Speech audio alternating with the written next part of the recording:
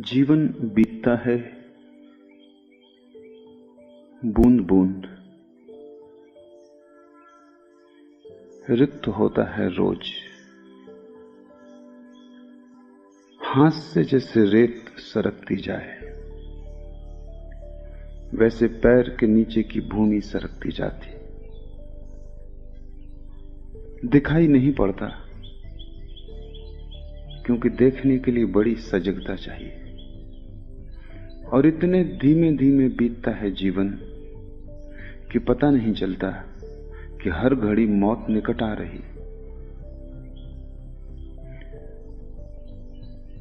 जब भी कोई मरता है तो मन सोचता है मौत सदा दूसरे की होती। मैं तो कभी मरता नहीं, कोई और मरता है, पड़ोसी मरता है। लेकिन हर मौत तुम्हारी मौत की खबर लाती। जो पड़ोसी को हुआ वही तुम्हें भी हो जाने वाला है। आखिरी क्षण तक भी होश नहीं आता, गफलत में, बेहोशी में। अपने ही हाथ से आदमी अपने को समाप्त कर लेता है। और जो भी तुम कर रहे हो उसका कोई भी आत्यंतिक मूल्य नहीं है। कितना ही धन कमाओ, कितनी ही पद प्रतिष्ठा मिले, मौत सभी कुछ साफ कर देती। मौत सब मिटा देती। तुम्हारे बनाए सब घर ताश के पत्तों के घर सिद्ध होते हैं, और तुम्हारे द्वारा तैराई गई सभी नावें कागज की नावें सिद्ध होती। सब डूब जाता है। जिसे ये होश आना शुरू हो गया कि मौत है, उसी के जीवन में धर्म की किरण उतरती। मौत का स्मरण धर्म की प्राथमिक भूमिका है। अगर मृत्यु न होती तो संसार में धर्म भी न होता। मृत्यु है इसलिए धर्म की संभावना है। और जब तक तुम मृत्यु को झुठलाओगे तब तक तुम्हारे जीवन में धर्म की किरण न उतरेगी। मृत्यु को ठीक से समझो, क्योंकि उसके आधार पर ही जीवन में क्रांति होगी। तुम्हें अगर पता चल जाए आज सांझ ही मर जाना है, तो क्या तुम सोचते हो तुम्हारे दिन का व्यवहार वही रहेगा जो इस पता न चलने पर रहता? क्या तुम उसी भांति दुकान जाओगे, उसी भांति ग्राहकों का शोषण करोगे?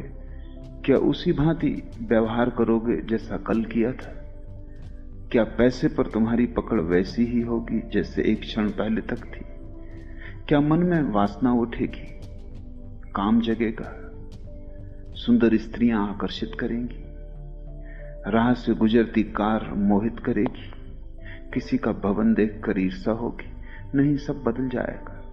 अगर मौत पता चल जाए कि आज ही सांझ हो जाने वाली, तुम्हारे जीवन का सारा अर्थ, तुम्हारे जीवन का सारा प्रयोजन, तुम्हारे जीवन का सारा ढंग और शैली बदल जाएगी। मौत का जरा सा भी स्मरण तुम्हें वही न रहने देगा जो तुम हो। और तुम जो हो बिल्कुल गलत हो, क्योंकि सिवाय दुख के और तुम्हारे होने से कुछ भी फल नहीं आता है। फल लगते हैं निश्चित, केवल दुख के लगते हैं। फल लगते हैं निश्चित, तुम्हारी आशाओं के अनुकूल नहीं, न तुम्हारे स्वप्नों के अनुसार। फल लगते हैं तुम्हारी आशाओं के विपरीत, तुम्हारे सपनों से बिल्कुल उल्टे। जीवन के अंत में सिर्फ राख छूट जाती है हाथ में, और एक विषाद और एक गहन पीड़ा के एक और अवसर खो गया। इसलिए तो मरते वक्त लोग इतने दुखी और पीड़ित मरते हैं। अन्यथा अगर जीवन की चरितार्थता उपलब्ध हुई हो और जीवन की धन्यता को जाना हो और जीवन एक गीत बन गया हो, जिसे कबीर कहते हैं सुमरन बन गया हो, एक याददाश्त कि मैं कौन हूं, तो मृत्यु तो एक महोत्सव हो जाएगी। क्योंकि वो तो सारे जीवन की परिपूर्णता है, वो तो सारे जीवन का निचोड़ सार है। तब मृत्यु मृत्यु न होगी, महाजीवन में प्रवेश हो जाएगी। जो जान के जीता है उसकी मृत्यु समाधि हो जाती है, जो अनजान जीता है उसका जीवन भी मृत्युवत है। जो होश से जीता है वो मरता ही नहीं, जो बेहोशी में जीता है वो कभी जीता ही नहीं। उसका जीवन एक प्रवंचना है। और स्वभावतः जिनके बीच तुम पैदा हुए हो वे ऐसे ही मुर्दे हैं और उनके पीछे ही तुम चल रहे हो। कबीर कहते हैं, पीछे लागा जाई था लोक वेद के साथ, लोगों के पीछे चला जा रहा था। जहां लोग जा रहे थे वहीं मैं चला जा रहा था, उनका अनुसरण कर रहा था। इस बात को बिना सोचे कि वे उतने ही अंधे हैं जितना मैं हूं, बिना ये सोचे कि इस सारी भीड़ का क्या अंत होता है, आदमी भीड़ के साथ चलता है। बड़े गहरे कारण हैं, वो समझ लेने जरूरी। समाज व्यक्ति का शत्रु है। समाज तुम्हें भेड़ों की भांति चाहता है, व्यक्तियों की भांति नहीं, क्योंकि व्यक्ति के साथ ही बगावत का स्वर शुरू हो जाता है। व्यक्ति के साथ ही होश, और जैसे ही होश की पहली किरण उतरी कि व्यक्ति अपने मार्ग को खोजने में लग जाता है, फिर वो भीड़ के पीछे नहीं चलता। कितना ही सुंदर राजपथ हो, कितना ही साफ सुथरा हो, कंटकाकीर्ण ना हो, फिर भी वो भीड़ की पीठ के साथ नहीं चलता, वो अपना रास्ता बनाना शुरू करता है। होश जैसे ही आया कि तुम समाज से टूट जाते हो, तुम पहली दफा स्वयं होते हो, और स्वयं होने में बगावत है, विद्रोह है, क्रांति। इसलिए कोई समाज बर्दाश्त नहीं करता व्यक्ति को। जन्म की पहली क्षण से लेकर मृत्यु की आखिरी घड़ी तक समाज व्यक्ति को नष्ट करने की कोशिश करता है, दबाता है, हर तरह से तुम्हें तोड़ता है। तुम कहीं आत्मवान न हो जाओ, क्योंकि तुम अगर आत्मवान हुए तो समाज का नियंत्रण तुम पर न हो सकेगा। अब तक किसी आत्मवान व्यक्ति पर समाज नियंत्रण नहीं कर सका, सिर्फ मुर्दों को काबू में रख सकता है। जिंदा व्यक्ति एक आग है, उसे हाथ में बांध के रखना आसान नहीं, उसके ऊपर कोई बंधन नहीं हो सकते। तुम जिंदा व्यक्ति को कारागृह में डाल सकते हो, लेकिन कैदी नहीं बना सकते। तुम जंजीरें पहना सकते हो, लेकिन तुम उसकी स्वतंत्रता नहीं छीन सकते। उसकी स्वतंत्रता आंतरिक है, वो उसकी स्वतंत्रता है। इसलिए सभी समाज बिना किसी अपवाद के, चाहे वे पूंजीवादी हों, चाहे समाजवादी हों, चाहे साम्यवादी हों, सभी समाज व्यक्ति के दुश्मन हैं। और समाज में होने वाली कोई भी क्रांति वास्तविक क्रांति नहीं है, धोखा है। चाहे फ्रांस में हो, चाहे रूस में, चाहे चीन में, सभी क्रांतियां धोखे हैं। क्योंकि क्रांति कुछ भी करती नहीं, समाज के एक ढांचे को दूसरे ढांचे से बदल देती है। एक गुलामी की जगह दूसरी गुलामी आ जाती है, और स्वभावतः दूसरी गुलामी पहली गुलामी से अक्सर ज्यादा ताकतवर सिद्ध होती, क्योंकि नई होती।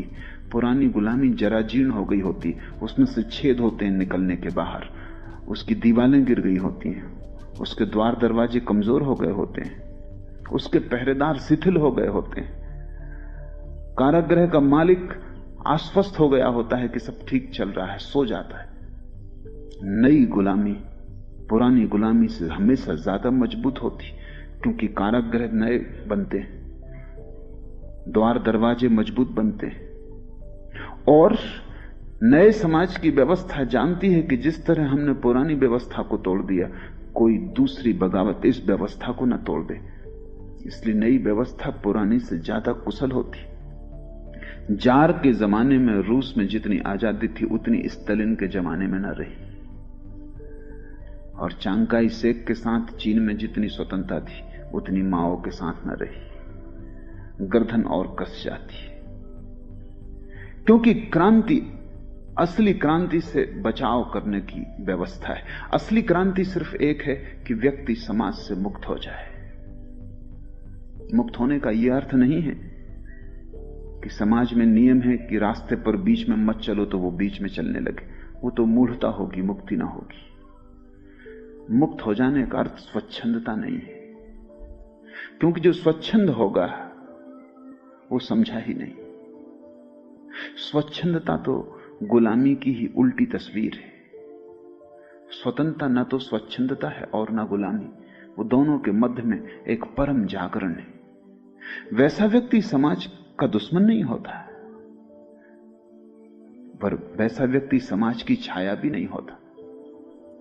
जहां तक समाज की गौण व्यवस्था का संबंध है वो हमेशा राजी होता है, क्योंकि उसका कोई मूल्य ही नहीं है। रास्ते पर नियम है भारत में कि बाएं चलो, अमेरिका में कि दाएं चलो, क्या फर्क पड़ता है? चाहे दाएं चलो चाहे बाएं चलो, एक बात तय है कि सभी लोग एक ही तरफ चलें ताकि रास्ते पर सुविधा रहे। बाएं चलने से भी काम चल जाता है, दाएं चलने से भी काम चल जाता है, लेकिन सभी लोग बाएं दाएं इकट्ठा चलने लगे तो काम ना चलेगा, तो अड़चन होगी। ये गौण नियम है, ये कोई शाश्वत नियम नहीं है, और न इनमें कोई नीति है, और न कोई इनमें परमात्मा का हाथ है, हस्ताक्षर है। समाज की सुविधा है। स्वतंत्र व्यक्ति समाज की सुविधा में बाधा नहीं डालता, सहयोगी होता है, लेकिन समाज की सुविधा के लिए अपनी आत्मा को खोने को राजी नहीं होता। जहां तक बाएं दाएं चलने का सवाल है, बिल्कुल राजी होता है, लेकिन जहां समाज आग्रह करता है कि तुम अपनी आत्मा ही खो दो, वहां वो उस आग्रह को ठुकरा देता है। लेकिन समाज को उससे कोई बाधा भी नहीं आती, क्योंकि आत्मा कोई रास्ते का ट्रैफिक नहीं है। वहां तुम बिल्कुल अकेले हो, वहां दूसरा है ही नहीं, इसलिए वहां समाज के नियमन की कोई भी जरूरत नहीं। लेकिन समाज को खतरा है। खतरा यह है कि आत्मवान व्यक्ति दबाया नहीं जा सकता, आत्मवान व्यक्ति झुकाया नहीं जा सकता, और आत्मवान व्यक्ति संक्रामक होता है, जो और भी बड़ा खतरा है। क्योंकि जैसे ही कोई व्यक्ति आत्मवान होता है, उसके आसपास हवा फैलने लगती है आत्मवत्ता की, भगवत्ता की। दूसरे लोग भी आत्मवान होने लगते हैं, और अगर बहुत लोग रास्ते को छोड़कर अपने रास्ते और पगडंडियां खोजने लगे, तो वो जो राजपथ का बल है वो टूट जाता है, समाज निर्बल हो जाता है। क्योंकि आत्मवान व्यक्ति मौलिक रूप से अराजक होता है, स्वच्छंद नहीं, लेकिन वो कोई शासन पसंद नहीं करता। इसलिए तो कबीर कहते हैं कि जब अब मैं हरि ही हो गया तो किसके सामने सिर झुकाना। आत्मवान व्यक्ति एक दिन पाता है कि वो स्वयं परमात्मा है। अब कैसे सिर झुकाना, कहां झुकाना, क्यों झुकाना? इसलिए नहीं कि वो कोई अहंकारी है, नहीं। आत्मवान तो होता ही तब जब अहंकार खो जाता है। नहीं, लेकिन अब कुछ बचा ही नहीं जहां सिर झुकाना। सिर झुकाने वाला भी नहीं बचा, सिर भी नहीं बचा, सब खो ही गया है। तो न तो राज्य पसंद करता है आत्मवान व्यक्ति को, न तुम्हारे तथाकथित धर्म पसंद करते हैं आत्मवान व्यक्ति को, क्योंकि मंदिर मस्जिद वो छोड़ देगा। कहां सिर पटकना? आदमी की बनाई हुई मूर्तियों के सामने सिर पटकने से होगा भी क्या? वो गुलामी के जाल है जो समाज ने सब तरफ फैला रखे।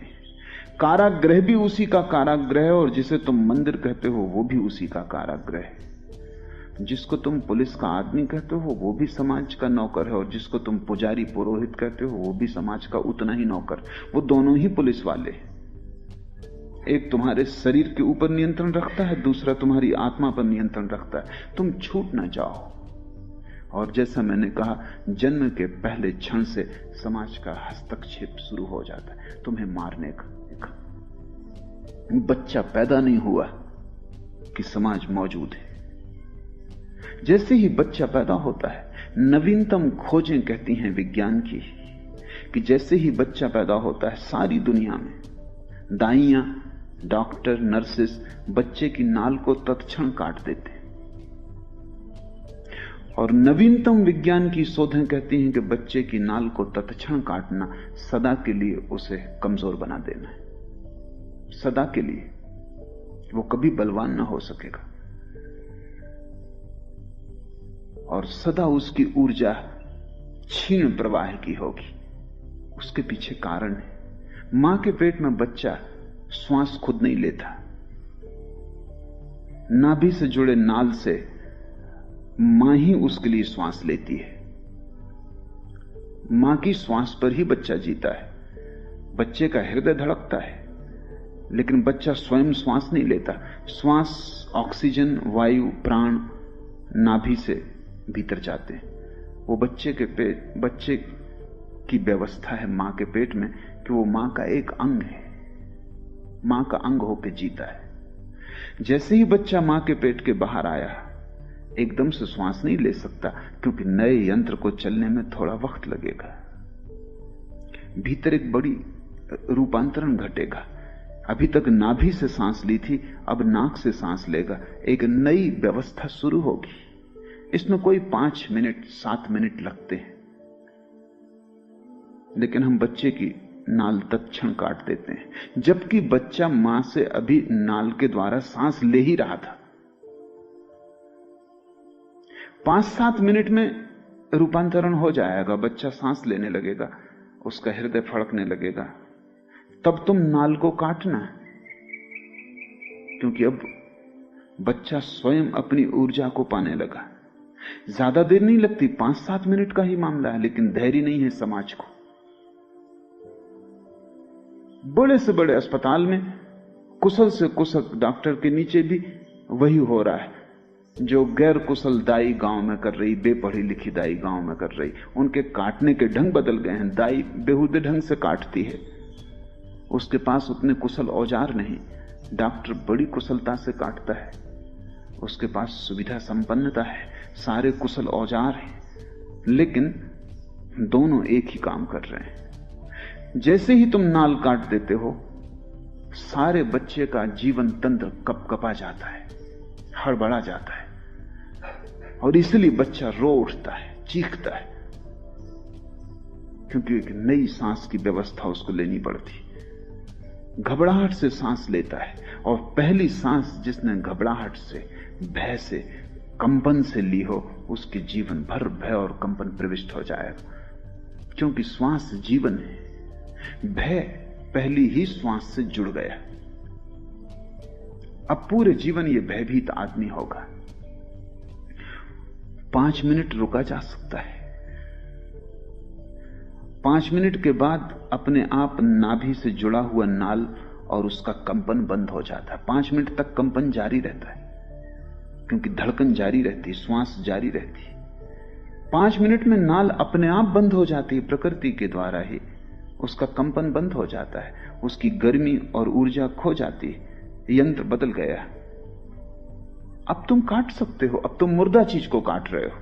5 मिनट पहले तुम जिंदा चीज को काट रहे थे, और तुमने बच्चे को पहला धक्का दे दिया। और बच्चा बहुत कोमल है, अति कोमल है। 9 महीने मां के पेट में उसने कोई कष्ट नहीं जाना, कोई पीड़ा नहीं जानी, किसी तरह का दुख नहीं जाना। एकदम स्वर्ग से, अदन के बगीचे से बाहर आ रहा है, और तुमने उसे पहला धक्का दे दिया। मनोवैज्ञानिक कहते हैं ये जो धक्का है, ये सारी दुनिया को कमजोर बनाए हुए। डॉक्टर को जल्दी है, शायद वो कहेगा कि 25 और बच्चे होने वाले। हड़बड़ाहट है, बेचैनी है, उसका खुद मन तना हुआ है, और उसे पता नहीं वो क्या कर रहा है। अब तो ये अचेतन का हिस्सा हो गया कि बच्चा पैदा हुआ, नाल काट दी।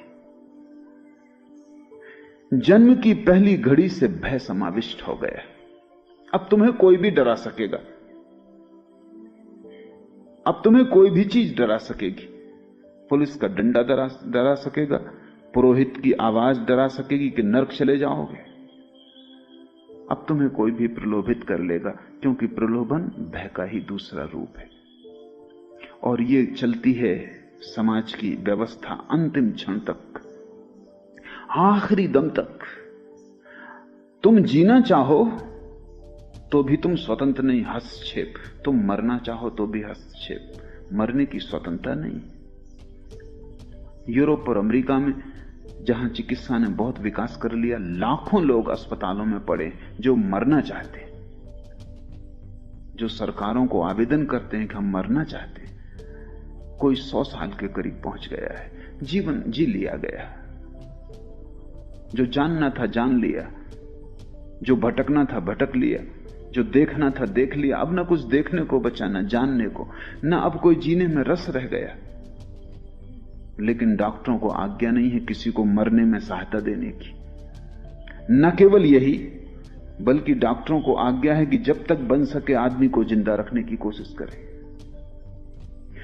तो लोग टंगे हैं अस्पतालों में, टांगें बंधी हैं, हाथ बंधे हैं, ऑक्सीजन की नली लगी है, ग्लूकोज दिया जा रहा है, न उन्हें ठीक से होश है, न जीवन जैसी कोई चीज बची है।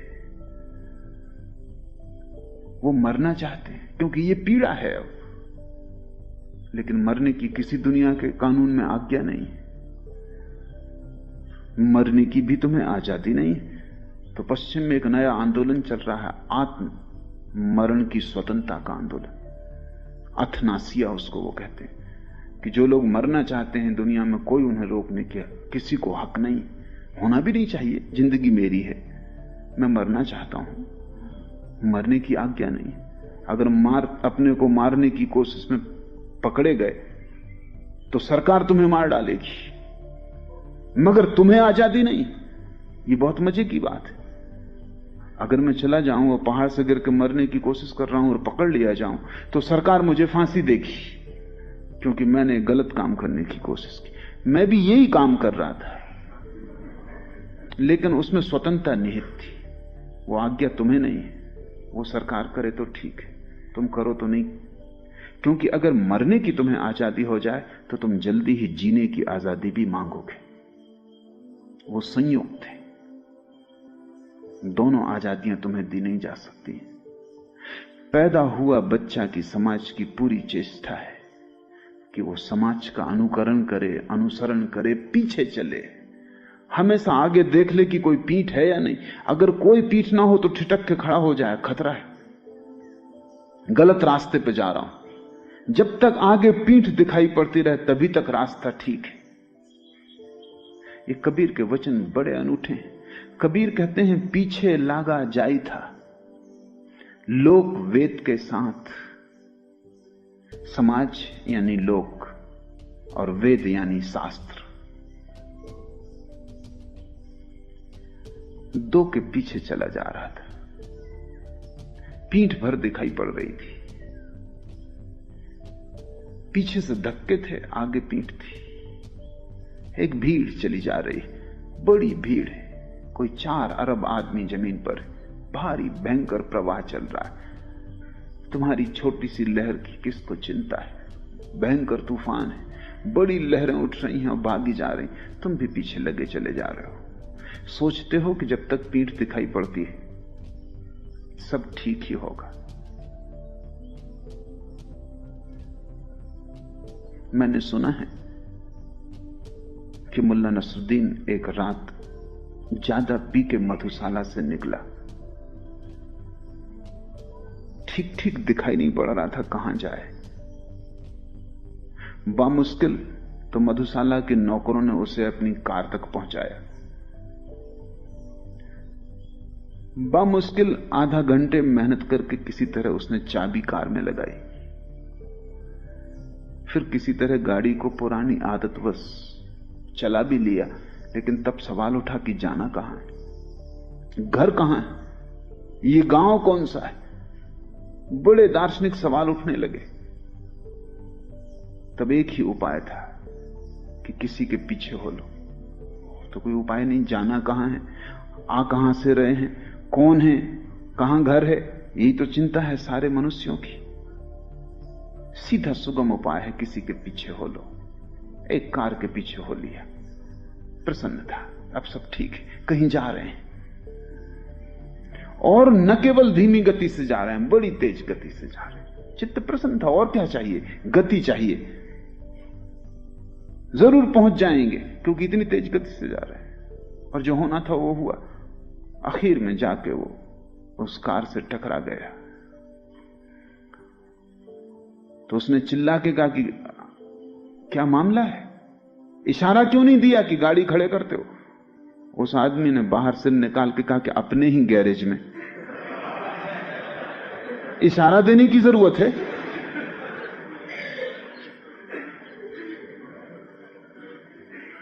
पीछे लागा जाई था लोक वेद के साथ।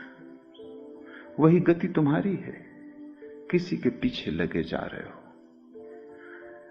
पीछे इसलिए नहीं लगे हो कि जो जिसके पीछे लगे हो वो जानता है, पीछे सिर्फ इसलिए लगे हो कि तुम नहीं जानते हो कि कहां जाना है। और जब तुम नहीं जानते हो तो तुम किसी के भी पीछे लगो, कैसे पहुंच जाओगे?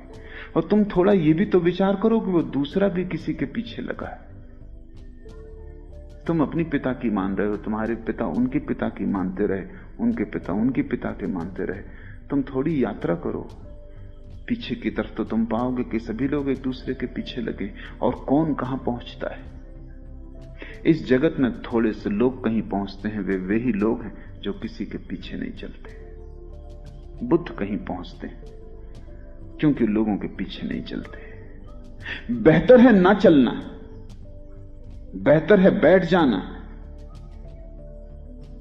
बेहतर है निश्चित कर लेना ठीक से कि जाना भी है या नहीं। साफ हो गंतव्य तो थोड़ी ही यात्रा है मंजिल तक।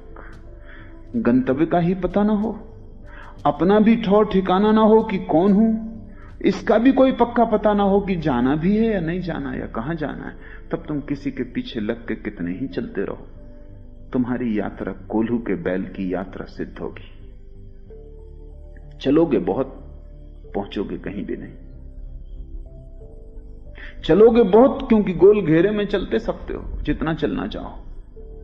थकोगे रोज, सांझ थक के फिर गिर जाओगे, सुबह उठ के फिर लोकवेद के साथ हो जाओगे। लोक मौजूद भीड़ और वेद जो भीड़ जा चुकी, मुर्दों की भीड़। दो भीड़ें तुम्हें घेरे हुए, जिंदा तो तुम्हें पकड़े हुए हैं, जो मर गए उनके हाथ भी तुम्हारी गर्दन पे। वेद का अर्थ है जो अब नहीं है, उनके वचन तुम्हें सता रहे हैं, उनको तुम छाती से लगाए बैठे हो। जरूर उन्होंने कुछ जाना होगा, जरूर उन्होंने कुछ पहचाना होगा, लेकिन दूसरे की आंख से देखे गए दृश्य तुम कैसे देख सकते हो? और दूसरे ने जो भोजन किया उससे तुम्हारी भूख की तृप्ति ना होगी। और जल की कितनी ही चर्चा चले, इससे कहीं किसी की प्यास कभी बुझी? कोई तुम्हें बिल्कुल लिख के ही दे दे जल का सूत्र H2O, तुम उस कागज को लिए जिंदगी भर घूमते फिरो तो भी कंठ की प्यास उससे ना बुझेगी। तुम उस कागज के मंत्र को घोल के पी जाओ तो भी तुम्हारी प्यास ना बुझेगी। H2O से प्यास नहीं बुझती। H2O यानी वेद। जिन्होंने जाना उन्होंने सूत्र लिख दिए, लेकिन किसी सूत्र में उनका ज्ञान समाविष्ट नहीं होता। कोई सूत्र जो उन्होंने जाना है उसे प्रकट नहीं कर सकता, कोई शब्द सत्य को प्रकट करने में समर्थ नहीं। यही फर्क है सद्गुरु और वेद में। वेद सद्गुरुओं के वचन है, लेकिन सद्गुरु जा चुका, अब खाली वचन रह गए। ऐसा समझो कि सांप तो जा चुका, उसकी खोल पड़ी रह गई। ऐसा समझो कि बुद्ध तो जा चुके, उनके चरण चिन्ह रेत पर बने रह गए, तुम उन चरण चिन्हों पर सिर रखे पड़े हो।